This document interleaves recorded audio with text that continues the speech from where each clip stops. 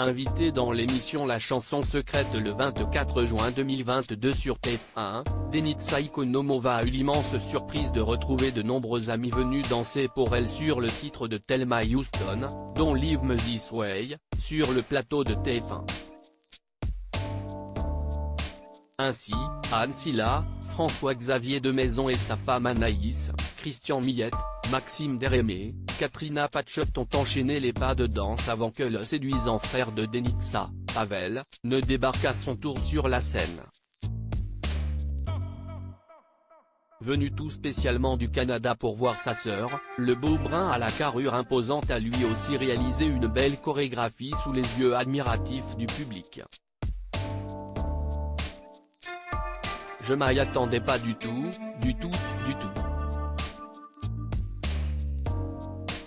La plus grosse surprise, mon frère qui n'est jamais venu en France, ça fait 9 ans. Si est sa première fois. Ça fait 9 ans que je lui dis viens me voir, il habite au Canada. Explique la danseuse fétiche de danse avec les stars. Il n'est pas du tout dans la danse ? Demande ensuite Nikos Aliagas. Pas du tout dans la danse, répond Pavel avec un fort accent. Il a un petit accent québécois quand même. Souffle Denitsa Ikonomova, un brin moqueuse.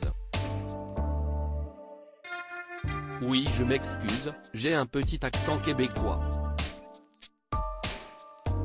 Indique ensuite Pavel, un peu timide. Il n'y a pas à s'excuser, ce sont nos cousins les Québécois.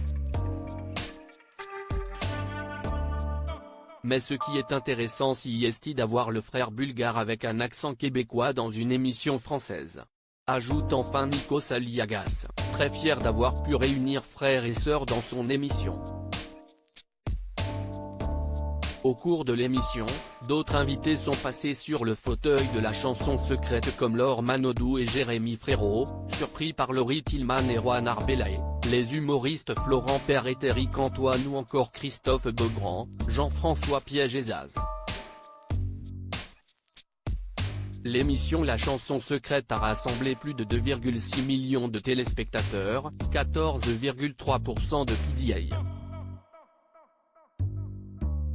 L'émission présentée par Nikos Aliagas se place ainsi derrière la finale du Top 14 sur France 2, avec la victoire de Montpellier face à Castres, 18,1% de PDA. En première position des audiences se trouve la série de France 3 Meurtre dans le Morvan qui a réuni près de 19,6% de PDA.